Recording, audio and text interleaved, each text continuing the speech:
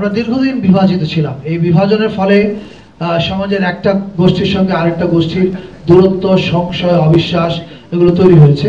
আমরা যে এবার অল ইনক্লুসিভ একটা নতুন বছর উদযাপন করতে যাচ্ছি চৈত্র সংক্রান্তি সহ, এটা পেছনে অনেক দিনের ব্রেনস্টর্মিং কাজ করেছে এবং দাদার সঙ্গে অনেক রাতের পর রাত, ঘন্টার পর ঘন্টা আমরা আলোচনা করেছি যে কি করে এটাকে আমরা আরও ইনক্লুসিভ করতে পারি।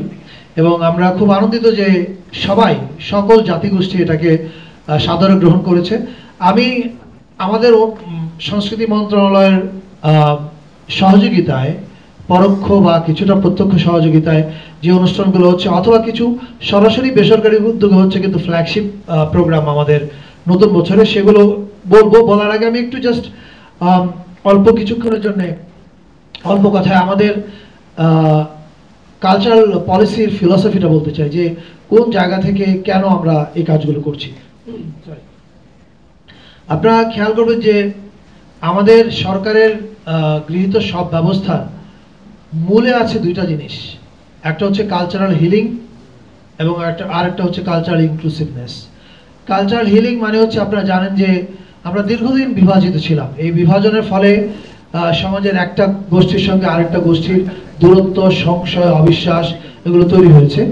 এই হিলিংয়ের কাজটা আমরা ইতিমধ্যে করছি। আপনারা খেয়াল করেছেন যে এবার দেশ স্বাধীন হওয়ার পরে 54 বছরের ইতিহাসে প্রথমবার শিল্পকলা একাডেমি চাঁদ জাতি ঈদের অনুষ্ঠান করেছে। নিশ্চয়ই সামনে সারা দেশে হবে, এবং শুধু মুসলমানদের উৎসবগুলো না, অন্যান্য ধর্মের যে উৎসবগুলো আছে সেই উৎসবের মানে বড় উৎসব যেগুলো, সেগুলোকে কেন্দ্র করেও শিল্পকলা একাডেমি সারা দেশ জুড়ে সাংস্কৃতিক অনুষ্ঠান করবে। পাশাপাশি নতুন বছরের যে অনুষ্ঠান এবং চৈত্র সংক্রান্তি, সেখানে আপনারা দেখেছেন যে আমরা সকল জাতিগোষ্ঠীকে একসাথে নিয়ে এক জায়গায় উৎসব করার চেষ্টা করছি। এটার মূল কারণ ওই একই জিনিস, কালচারাল ইনক্লুসিভনেস। বাংলাদেশ আমাদের শক্তি এবং সৌন্দর্য হচ্ছে আমাদের বৈচিত্র্যে, এবং এই বৈচিত্র্যটাকে আমরা সেলিব্রেট করতে চাই। That is our philosophy. এবার যদি আমরা প্রোগ্রামের তালিকার কথা বলি, এবারে চৈত্র সংক্রান্তি, আসলে আপনারা জানেন যে ট্র্যাডিশনালি বাঙালিরা চৈত্র সংক্রান্তি পালন করত, এবং আমাদের যে অন্যান্য জাতিগোষ্ঠী যারা আছে, চাকমা, মারমা, গারো, যত জাতিগোষ্ঠী আছে, তাদের প্রত্যেকেরই আসলে মূল অনুষ্ঠানটা চৈত্র সংক্রান্তিকে ঘিরে হয়। ফলে আমাদেরও এবারের জাতীয় উৎসবগুলো চৈত্র সংক্রান্তি থেকে শুরু হচ্ছে। চৈত্র সংক্রান্তি উপলক্ষে আমাদের শিল্পকলা একাডেমির আয়োজনে দেশের 12টা জেলায় সাধু মেলা হচ্ছে। এছাড়া আরেকটা উৎসবের কথা আমি বলতে চাই। আমরা শুধু ঢাকা এবং পাহাড়ের কথা যে ভাবছি তা না, আমরা আসলে একদম রিমোট জায়গাতেও মানুষ যেন উৎসব করতে পারে সেটার দিকেও আমরা খেয়াল রাখছি।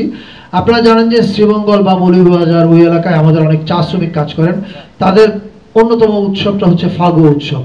সো ফাগুয়া উৎসব উপলক্ষে আমি নিজেও যাচ্ছি 12 এপ্রিল সিলেটে, এবং এই উৎসবটাতে এবার সংস্কৃতি মন্ত্রণালয় প্রত্যক্ষভাবে যুক্ত আছে তাদের সঙ্গে সহযোগিতায়।